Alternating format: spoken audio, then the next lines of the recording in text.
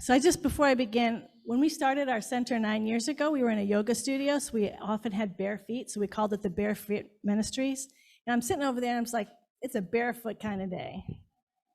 Yes, Julian was the one who inspired me. And I was thinking, I'm like, oh, yeah, you're right, no shoes today. So Mozart, we all know about Mozart, right? So Mozart, by age, there's some debate about his first 3 compositions, did he write them at age 4 or 5? You know, we see child prodigies. One of the things about having an internet, you see these amazing young kids doing amazing things, but not too many of them. Many of them can play incredibly difficult symphonies, but not too many of them write them. So it's pretty amazing that he was writing these symphonies. And I remember my mom reading a biography about him on the beach, and I just remember her awe. She'd be like, because she's at the part of the book, and he's like, he's just bowling with his friends, and this music is coming through him, so he just stops for a second, writes the thing down, comes back and is bowling, and play, oh, here's some more, right? That's through me, the energy moving through him. And Salieri, who was both his enemy and greatest admirer, who also was a composer, the thing that amazed him when he looked at Mozart's symphonies is there's no erasure marks. It wasn't like he was doing a rough draft. It came out fully orbed. The interesting thing, I mean, that's awe-inspiring, and yet the interesting thing is that we all have experienced this, right? We've all experienced something moving through us that wasn't of us. We've experienced, it could be anything. You're playing a sport, and suddenly something's moving through. You're working on a problem, and suddenly you have an insight that you never had before, an aha moment. There's something moving through you, painting. We see it a lot with art, but it really is with anything. Anything that you're doing, suddenly you have this moment of something moving through you. And sometimes it's quick inspiration moving through you that's not of you, and sometimes it's a longer creative process. Willis Harman, who was the president of the Institute of Noetic Science back in the 90s, he wrote a book called Higher Creativity, and he actually went through generations of inventors, entrepreneurs, artists, and he just kept taking things that they would say, like, I think it was Robert Frost who used to say he felt like he had brownies running around in his head creating, that he said, if you know, there's always a feeling of a sense of other that's creating through them, and it's not coming from them. And he just gave example of example of example, and his purpose was to saying we can all access this incredible creativity that isn't of us. So this month, besides talking about the body, we've been really talking about the 4 stages of spiritual consciousness. We began the first week with the first stage, which is encapsulated by the 2 words, to me.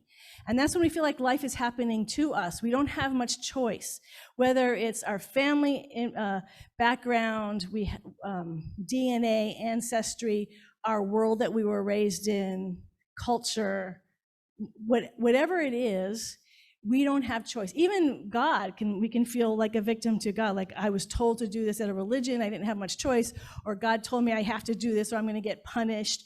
So so for a long time they called it the victim consciousness, but you know, in the space of mass shootings where there are, and so many things that we see people are authentically victims, I want to shift it to powerlessness, that we may have had experiences of being a victim, but then it becomes a way of life where we start to walk around life powerless.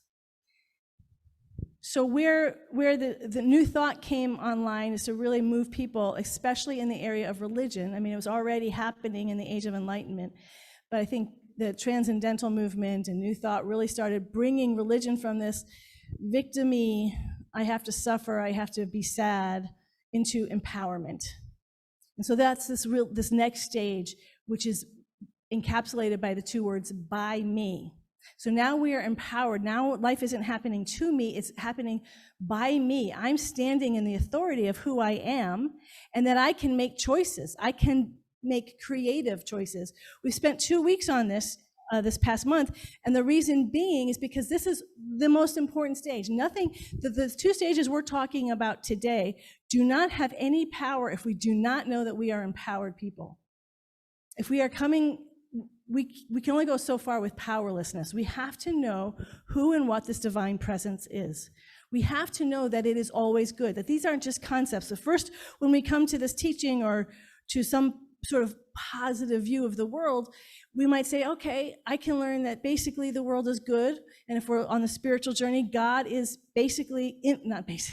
infinitely good. So no matter what the conditions and the circumstances of the external world, which we call the world of effect, there is a first cause that is always good, that is never hurt, harmed, or endangered in any way ever. It is always whole, perfect, and complete, always. It is birthless, it is deathless. And so the more we learn about this presence in this God, we tap into it. We unify ourselves. We recognize that that divine presence that is infinite, birthless, and deathless, always good, always harmonious, is actually at the center of everyone's being, ourselves and everybody else. So we are in these classes that we teach in our community that teach us how to really, we learn the concepts, and I hear this a lot. I've heard the concepts, but it wasn't until I was in classes I really started really getting how to practice it. And that's what I love about our community. I don't mean just this community, but New Thought in general and Centers for Spiritual Living. They have classes to actually apply these principles in our life, because it's easy to learn them. It's a different thing to apply them and be in classes and apply them to life situations. So we want to know that at all times, in all situations, in all conditions, we have choice. Everyone here has choice. That's why I love the stories, and I've talked about Eddie Hillsman before, who was someone who was there's a book called The Interrupted Life of Eddie Hillsman, and she had been in the Nazi concentration camps, Viktor Frankl, because those are just the most horrible, like nobody in their right mind would create a life or a condition like that. And yet they found freedom. And so I look to those people because I have had the advantage of having a lot of freedom, a lot of advantages.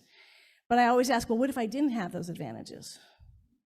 And so I look to people who didn't have those, who had some of the worst, what choices can be made in the midst of those situations, because that reminds me of the power of this presence that's at the center of all our being. So this is all the empowerment stage. Choice, we start co-creating our reality. So you're familiar with affirmations, visualization, we're creating this reality. But then we get to a certain point where we realize, as we heard in the reading today from Ramana Maharshi, there's only so far the human mind can go. There's only so far that we will create for ourselves. That then there's something greater. It's that same, and that's that. So this goes into the next stage, which is the through me, described by the two words through me.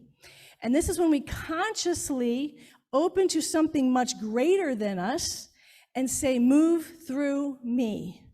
I open myself and I make myself entirely available to this presence that now, because I've really anchored stage 2, I know that it is good.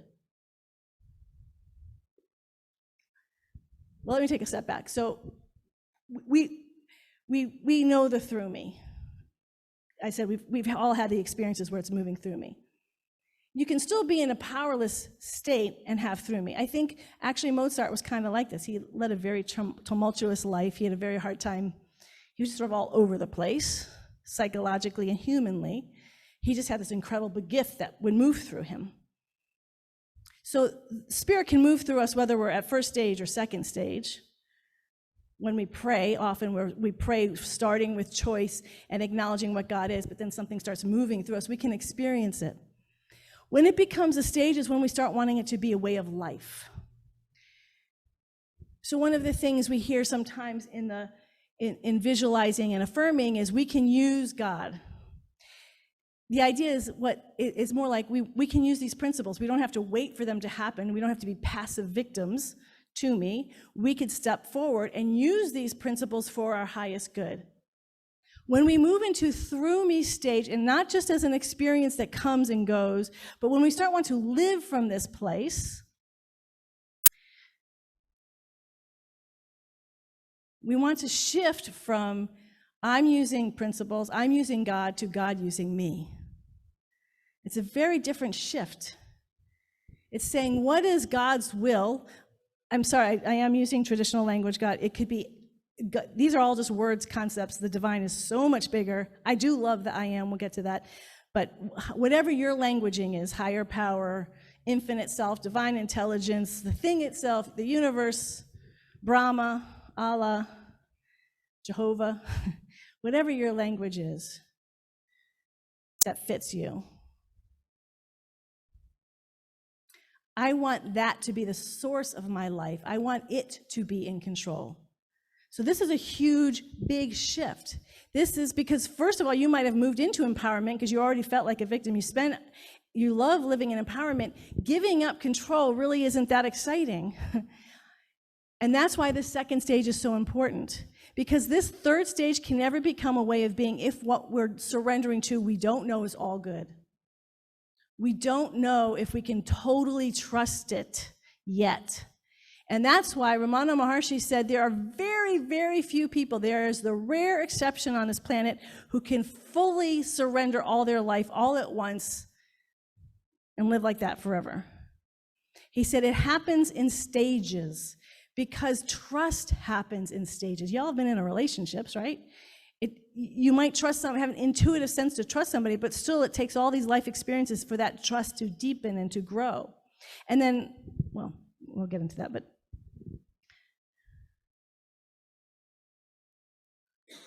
if there's any part of us that feels like there's a divine presence that might will for us to be unhappy, that doesn't will for us our highest good, that has some other agenda, it wants to teach lessons through us or be mean to us or wants us to struggle, might want us to suffer. If there's any part of us that has that belief, it's going to be very hard to surrender. You're not going to want to say, your will be done in every area of your life. And I've learned this over the years because I love this stage of consciousness and I've taught it many times. And I recognize over the years how hard it is for people to really live their life and say, my life, it's not my life, it's God's life or the divine life. Because we have a hard time letting go because we don't fully trust. So trust is the key word here. Use me means I have to completely let go. That means let going of attachments, fears. So like a fear, you have to let go of fear. You have to let go of being afraid. You have to let go of wanting safety. That's an attachment. Joel Goldsmith said it was harder for him with his students to have them let go of their attachments. Okay, I can let go of fear, but I am not going to let go of safety. I'm not going to let go of the things that I call good. I know I want those things in my life. I'm not willing to give those up. Surrender, a full life of surrender is huge. It's huge and it's profound and it's deep, and that's why they say this is the stage where mysticism begins. And why often there's not a lot of mystics, because a mystic has to let go of everything. We learn this in any spiritual teaching where there's mystics. You have to let go, you have to let go, you have to let go.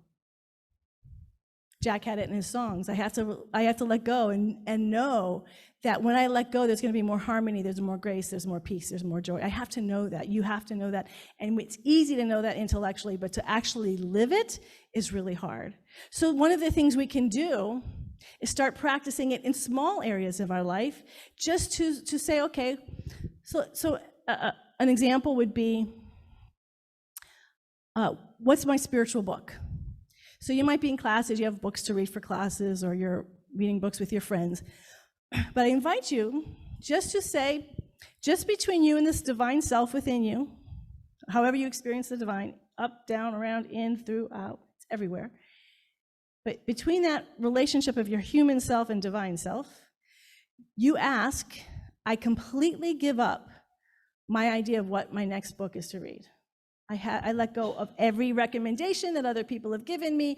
I'm letting go of all the shoulds and the shouldn'ts. I'm just letting it all go. And I'm going to try to fully listen from within, because what we really want to do is know this presence within us. The whole journey is about getting to know this presence within us, not out there, in here. The kingdom of heaven is within. The I am of us is within. What book do you want me to read? And just have it between you and the divine.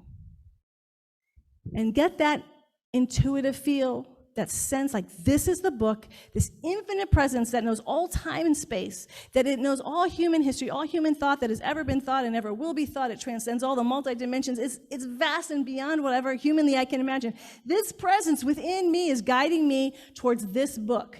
Because when we get that, then we recognize this book that I'm reading is a holy book. For the moment I'm reading it, it's between just me and the divine and the words and the content of this book, and we can start to see our life taking on a little bit more of a sacred vibration and feeling, because now we are paying attention to what's happening.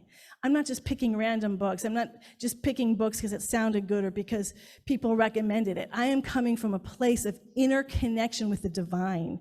And so this book is an expression of the inner connection of the divine. So that's just one little simple thing. And then we ask, how much do I want to surrender my life? And people, if you're not there, I wouldn't do it. I would stay in the empowerment stage and keep working it, because that we need that. We need to live that and move and have our being in the empowerment stage. But when you're ready, continue to surrender. Surrender your relationships. Surrender what you're going to do for a career, for your work life. Surrender what you're going to do for the day. Surrender everything about you, everything that you think is important, including your religious and spiritual beliefs, your cultural beliefs, your political beliefs. Just surrender everything and allow yourself to be a vehicle of the divine moment by moment.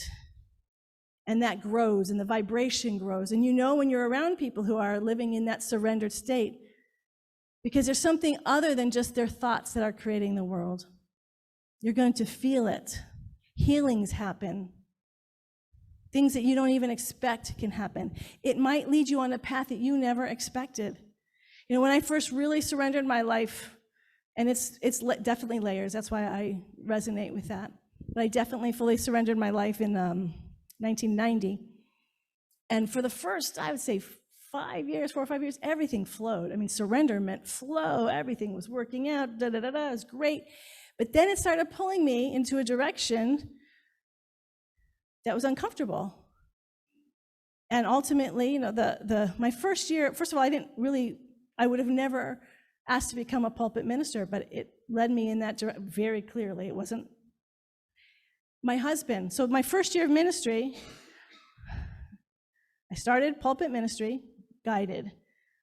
Husband, I was directed to him. Julian, I had a vision about him 12 years earlier. It all happened my first year of ministry. It all came about. But it wasn't like, oh, I'm in heaven now, this is so great.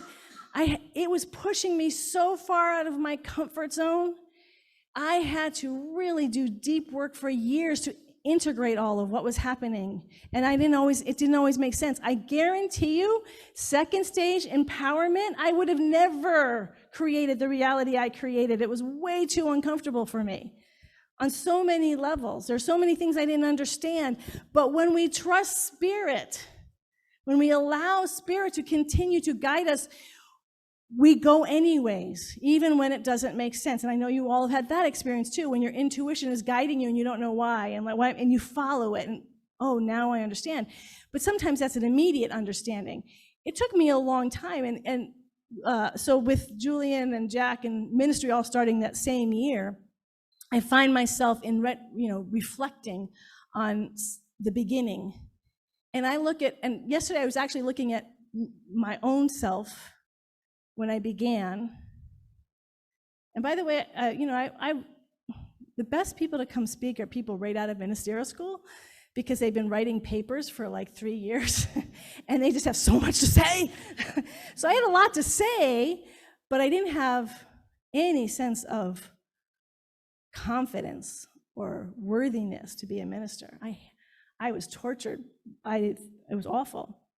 And I look to where I am now, and I feel very comfortable. I feel aligned, but it's taken years to get here.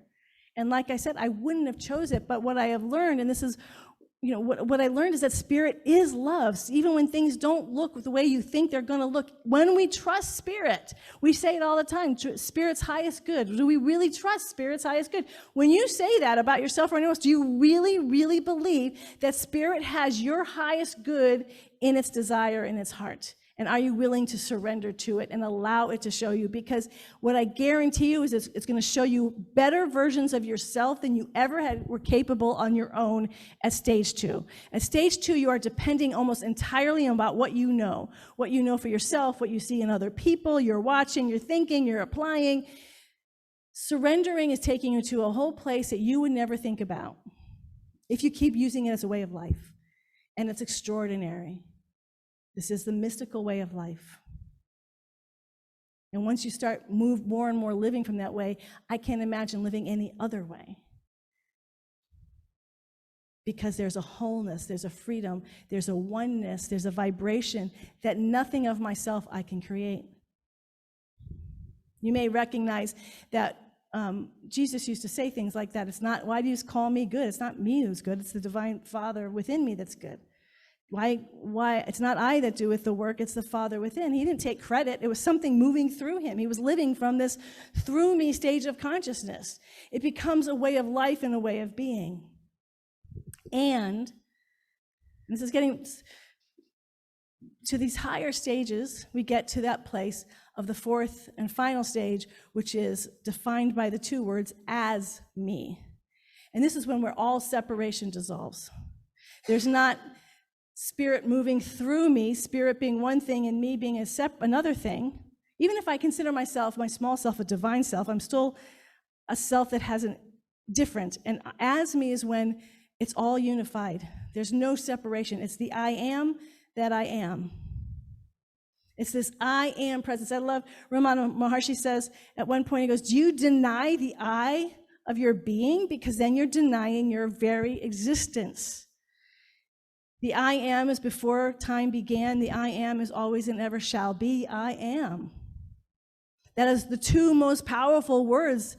I can't speak for Sanskrit and all the other languages, but I can at least say in the English language, that's a pretty the content, and they have similar sayings in Sanskrit and obviously in all religions, languages.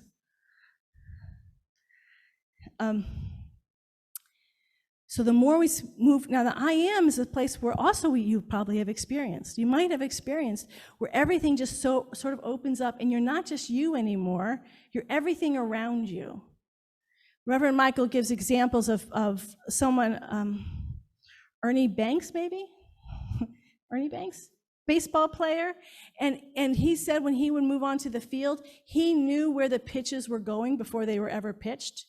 He could see the whole thing unfolding even before it happened. That in that I am, it's a timeless and spaceless consciousness, and we can tap into it by just cultivating that I am presence. Ramana Maharshi talks a lot about just saying I can tell you a way that you can experience the I am, if you really want to. Just read his book. It's 500 pages of saying, your I am. That's all there is I am. It's the hardest book to read because there's no intellectual stimulation. You don't have new ideas. You go, oh yeah, I am. Oh yeah, I am. 500 pages. It's hard. You have to work to get through it. But I guarantee you, if spirit within you, as you read this, and you read it, you will start having experiences of what this I am is. Because it is who you already are. You were born as the I am, and you will leave this planet as the I am. And when you have someone who's continually reminding you over and over and over again, while I was in the midst of that, I had so many experiences, not because I was trying. As Ramana Maharshi says, we can't make this stuff happen. You can't effort it. But when we allow it, Reverend Michael says, Beckwith, who's a minister in Los Angeles, he says, when we make it welcome, we just open our heart. And so just making these ideas welcome in our heart, they start unfolding. I remember one time Julian was a baby, I was jogging with him in the stroller, and suddenly I realized I was totally still. I'm like, how am I still and running at the same time? There's always that awareness that's happening. And then I suddenly realized I was the I am. And the running body was happening inside the I am, but I was fully the I am that encompassed everything that was happening around me, not just the person running with the stroller. Dreams like that, where everything was like, oh, the dream's happening inside of me. I'm not the dream. I'm not any characters in the dream. The dream's happening inside of me. This is available to every one of us when we're interested enough. And then for the few mystics who really want to live from the state, that's where they start to live from. So you may remember Jesus said some controversial things. I am the way and the truth and the light. Well, we have to recognize he was at that point not talking about Jesus the human being. He was talking from that I am state. He had shifted from through me to as me, and he was speaking with authority as the I am. I am is the way and the truth and the light. Before Abraham was, I am. He has shifted into this eternal I am presence. And what we need to know is that I am is at the center of all of us, that we are all, when we tap into the I am, we all are the way, the truth, and the light. That's not a blasphemous statement. That's an actual truth that we can experience. When Julian was first born, I was working on this I am.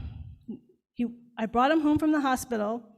We lived in a house, actually only a block away from our center, but it was not near any street lights, pitch dark in our bedroom, no lights, and for some reason we didn't have any clock lights, because I remember it was the first night, I was a new mom, had this baby, I was nursing him, I fell asleep, and it was so dark, and I woke up, he was crying, about 2 hours later, he wanted to get nursed again, so I want to roll over with this, when I was a new mom, I was very inexperienced, I'm like, this is a fragile little thing, where am I on the bed? If I roll over, am I going to fall off? Is he going to fall off?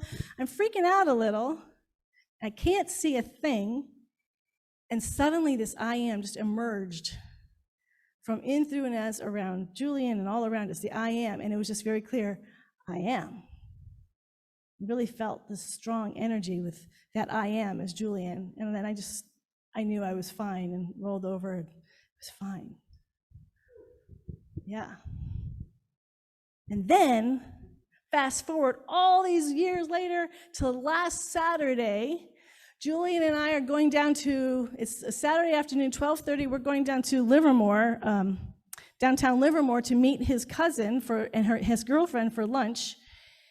And we're driving on Old First Street, for those of you who know the geography here, my suggestion when we got to First Street was just cross the street and at least look for a parking on Second Street. Look at it, it's a madhouse on First Street. We'll never, and it's 12:30 on a beautiful Saturday afternoon, we're never gonna get a spot, let's go to Second Street. And Julian said, no, we're gonna get a spot and I said, Julian, and he goes, no, we're gonna get a spot. And I said, okay, well, if you're sure. And he said, I am. And I gotta tell you, it stopped me in my tracks. And I'm like, okay, let's do it. I am is on the field. And of course, right as we get to First Street in North Livermore, the heart of the intersection, a car pulls out, Julian pulls right in, I am. Yeah.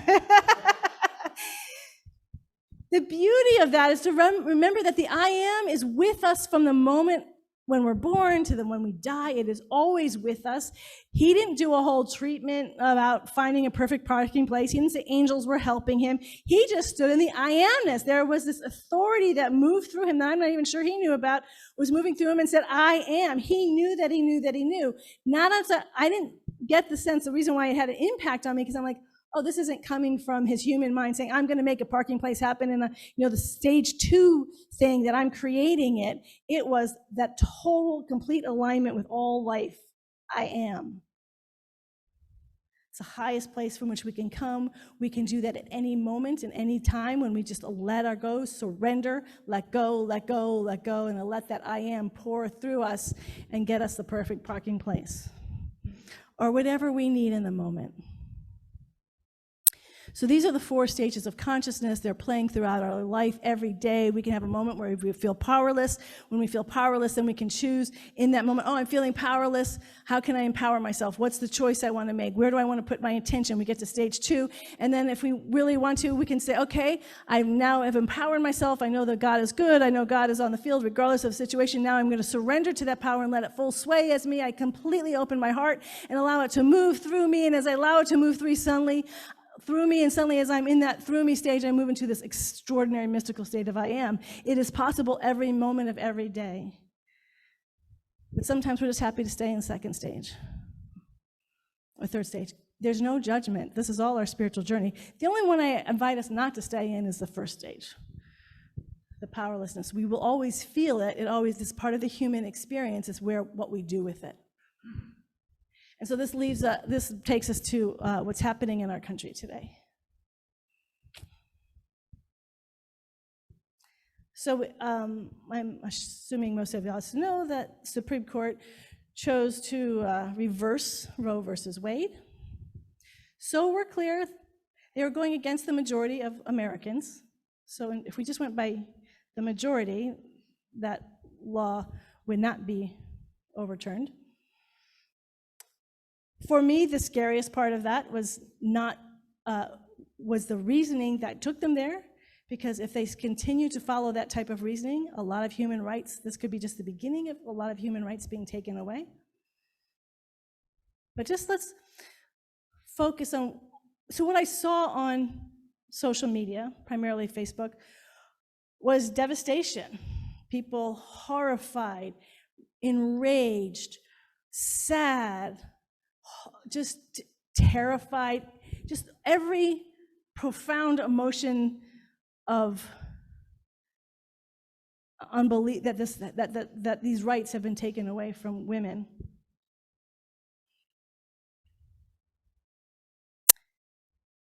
And I think it's appropriate that we feel that way. I just need to be honest that for me, abortion should be legalized. I don't want to be wavering, maybe it should or shouldn't. I definitely think it should be legalized. I grew up in a world where it was. I never knew it not to be. So I don't have the memories prior to that. So it's always been an assumed thing. So this is sort of a new reality. I hear people's stories of what it was like, but I don't know personally.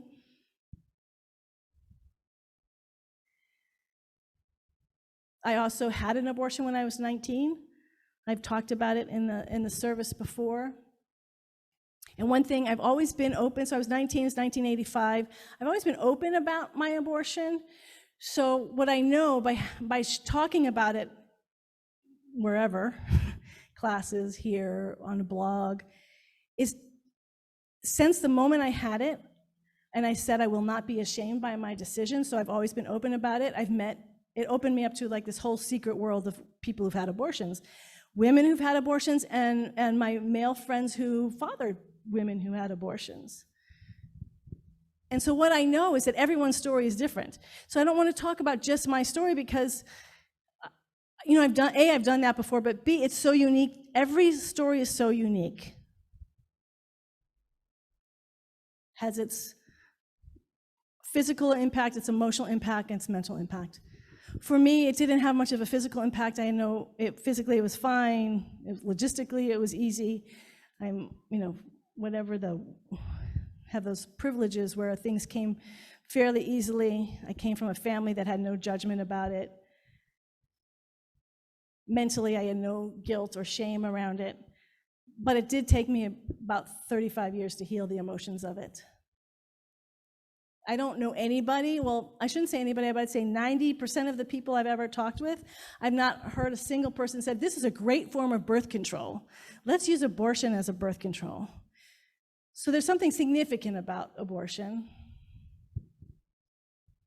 And as it's been taken away, that right, we do need to be upset. We do need to vote people in who are going to support the highest and best for women to have autonomy over their life choices, their body choices.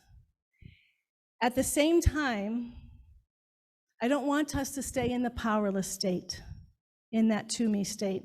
In some way, we are powerless because we can't change the Supreme Court right now, anyways. Maybe people have talked about changing the Supreme Court. There might be things legally to do that will be long and involved. But we do have choice even now. We do have the ability to talk about it. So one of the things that I learned when I had my abortion and I talked about it, is how many people had abortions, as I said, and I kept thinking, man, if I had known all these people who I knew, some of them I've known for a long time, if I had known that they had had abortions, I think I would have been more realistic. Like because in my mind, it really didn't happen. I didn't really think it was real. And I thought, what if all these people had told me? I would have been a lot more like paying attention. We have got to start coming out of the closet. Our human bodies, besides hunger and food, I would say our sexual drive is probably the strongest drive in our physical biology. And yet we don't like to talk about it. We especially don't like to talk about it in spiritual communities because it has been shamed for so long. The people that I know, my friends that I know, they were people who were pro-choice, but they still had all this shame. You don't talk about it. There's still so much shame. So one of the healing things I did years later was group of friends, we did a healing workshop for anyone who had an abortion after Sunday service. We did 3 of them right in a row for anyone who had an abortion, because I wanted to bring that healing into a spiritual community. Stop saying, oh, well, I'm okay with it, but when I'm around God, I feel like, I just did created a moral sin or a horrible thing that just happened. Yeah. And then there's been other healings that Spirit has given me. So that's the surrender. That's why I said it's taken 35 years. There were things that I needed to heal about it that I didn't even know I needed to heal about it. But Spirit, that's how I know Spirit. Spirit is on the field, not from a judgment, moralistic point, but you need to heal. So I have a lot of emotions around this because abortion is really hard. For me, and I'm just speaking from my own personal experience, I don't get caught up in, does it have a soul or doesn't have a soul? Is it life? What I knew for myself, and this is from a guilt-free consciousness, but what I knew and why it was hard for me to heal was my body did change. I didn't need to take a pregnancy test. I knew I had new life inside of me. I knew it was a new life that was not there before. I knew it was a new life that my boyfriend and I had created, and I consciously chose to end it. That took some healing for me to deal with. And I will be straight, for me personally, I wish I had made a different choice. I had the luxury of making a different choice. We'll be clear, there's tons of people who don't have that luxury. I had a boyfriend who wanted to be married. I had we had 2 families that would have supported us, but I was 19, I didn't know myself, and I wanted whatever. So I became far more interested, because like I said, it was legal for most of my life, so I wasn't focused on the legalization of abortion. What I was interested in is how can we, because it was so hard, and I think it's hard, like I said, I've never met a woman who said this is a great form of birth control, so how to prevent pregnancies, because we are sexual beings, and we like to have sexual encounters. What do? We need to talk about it. We have to start talking about it. We need to talk about our youth. Most of the abortions happen with young folks. That's the highest rate. But there's good news, and I want to tell you the good news. The good news is when I had my abortion, it was the heyday of abortions. That since then, abortions have gone down by 40%.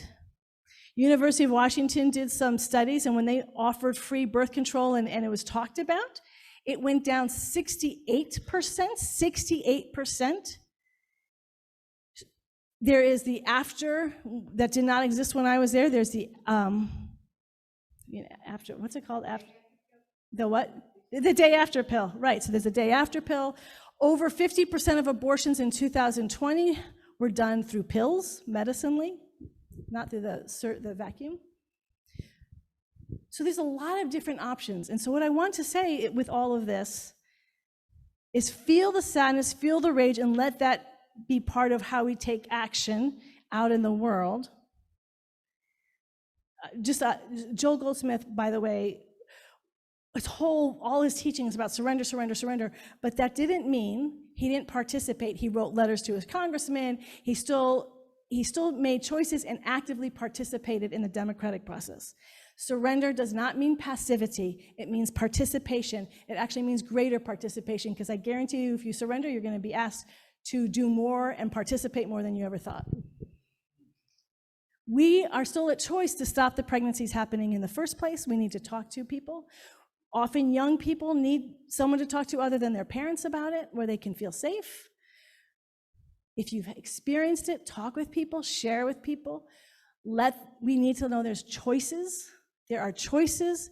There are choices. Not all the choice. For instance, Texas, who's banning abortion, they have not banned the abortion pill or the morning after pill.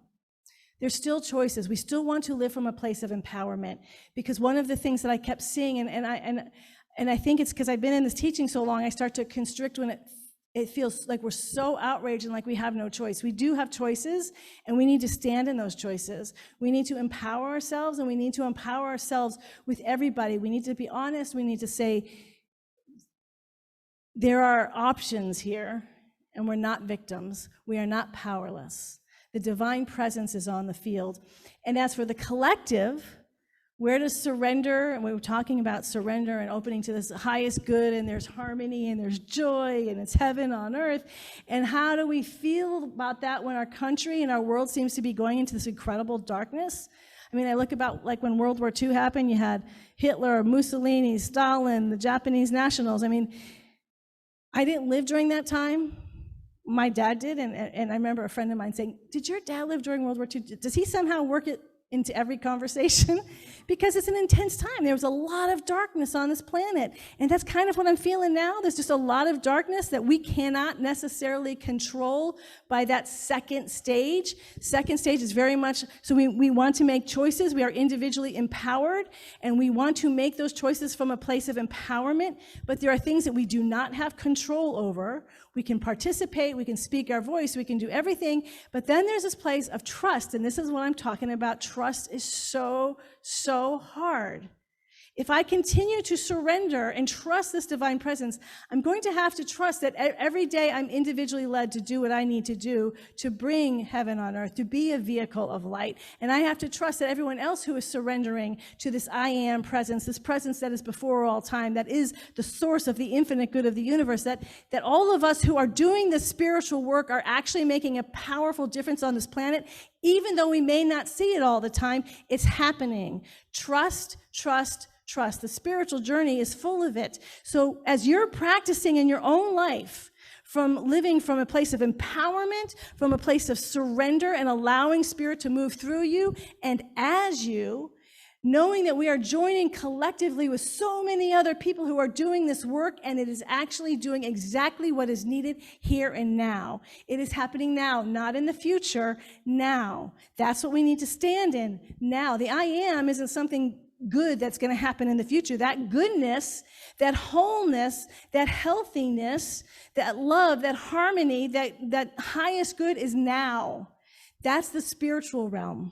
That's the spiritual realm of which the human realm has no control over. So not only do we not have control over the highest, nobody does. Nobody can control the goodness of this I am. Nobody can touch the goodness of the I am. So I'm just going to end with that wonderful, a story that always inspired me, because it's so, I don't know, because we've been talking, there were some people who've also tried to read the Bible from beginning to end. So you start with Genesis, and eventually it gets to the book with all the names, and you sort of lose interest. But that story within Genesis, and it ends with Genesis. So Joseph, the youngest brother, he's sold off into slavery. He goes to the Pharaoh, and he's in prison, and then he's, there's this whole journey that he goes on of low, high, and eventually, and it's his brothers who sold him into slavery. And so the book of Genesis ends with him revealing himself to his brothers. And his brothers said, how can you forgive us? We sold you into slavery. And by this time, he was the right-hand man of the Pharaoh. And he said to his brothers, what man meant for evil, God meant for good. I've never forgotten that. There's so much evil out there. There's so much separation and people making choices from separation and doing horrible things. But if we continue to stand and do our work in the divine presence, that good is going to show up. And it's going to show up in ways that we cannot imagine. When Joseph was first sold off to slavery, he could not have imagined the trajectory of his life. But the I am of him was the source of his existence. I am that I am. And so as we do that work and we become and more this through me and as me, sometimes we don't have the words. I haven't posted anything on social media. I just can't. I was even, I didn't know what I was going to say today. And I'm sure it'll fall over time. But I know I do the work, and I know you do the work. The Gospels mean good news, the highest good. And so I'm just going to end with this quote that I love, and I'm just going to translate the gospel for good news. When St. Francis talked to his students, his disciples, he said to them, "Go out and preach the good news, and if you must, use words." Go out and preach the good news. Be it. Be your spiritual truth. Be this light that lighteth up the universe. Be the I am, because you already are. Consciously recognize it. Be it. Let it move through you, and as you be the light, go out and preach the good news, and if you must, use words. Let's pray.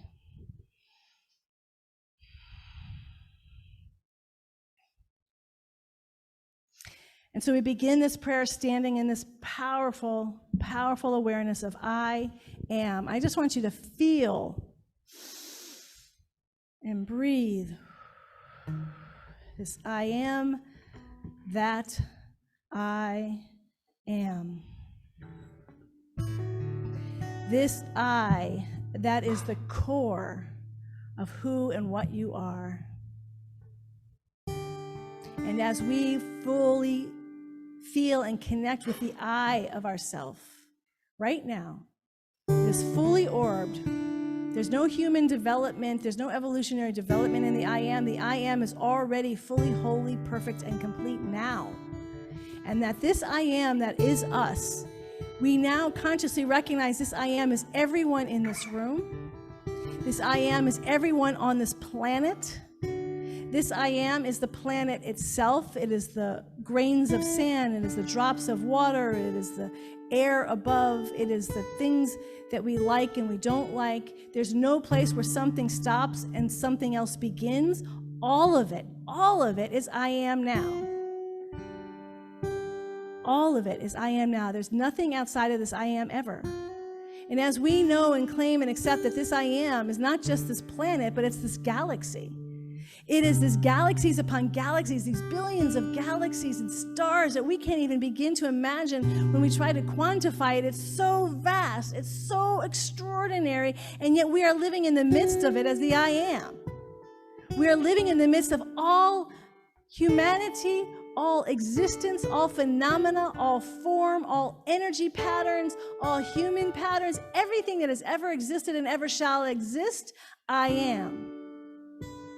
I am at the center of our being is that presence and that power. Now, this I am that transcends all of it, that is beyond anything humanly that we conceive, even spiritually, those things that we can discern with our sensories, even it transcends that. It transcends everything that we think that we know. I am at the center of our being is breathing you right now. It's breathing us right now, that I am presence. And so we stand in the authority and the power of this I am, an I am that is not controlled by our individual egos. This I am that transcends all of our egos and yet is fully alive as our human limited self, and yet it brings that human small self into its fullest, most brilliant expression, and it completely unifies it. So there's no separation. The only thing left is I am. I am. I invite us all to just stand in the power of I am. Anything that is unfolding that might feel terrifying, horrifying, enraging, I am. We stand in the absolute knowing I am, and it is not somewhere else. It is not in the future. It is not in the past. It is right here in the center of our being. I am. We are the power. We are the presence. I am. We are the way. We are the truth. We are the light. I am. Before Abraham was, I am. We allow the power of these words to transform us beyond anything that we could ever humanly imagine. We are not in control. We let go of the control. We let go. We let go and we trust with our whole being and allow this I am to animate every atom and cell of our body, our emotional body, our mental body. We allow it to continue to do its healing work on every level and dimension of our being, day in and day out, day in and day out. I am. And suddenly we start to experience truly that beautiful promise, that life more abundant, that beautiful heaven on earth. We are that presence here and now. Whatever our unique path is, the I am is unfolding it perfectly in our lives. open our heart, we open our body, or we open our souls, and we love this I am with everything that we are. I am. In deep abiding peace, in absolute trust, we let this word be now, in the grace, in the joy, and in the power of I am. And so it is. Amen and amen.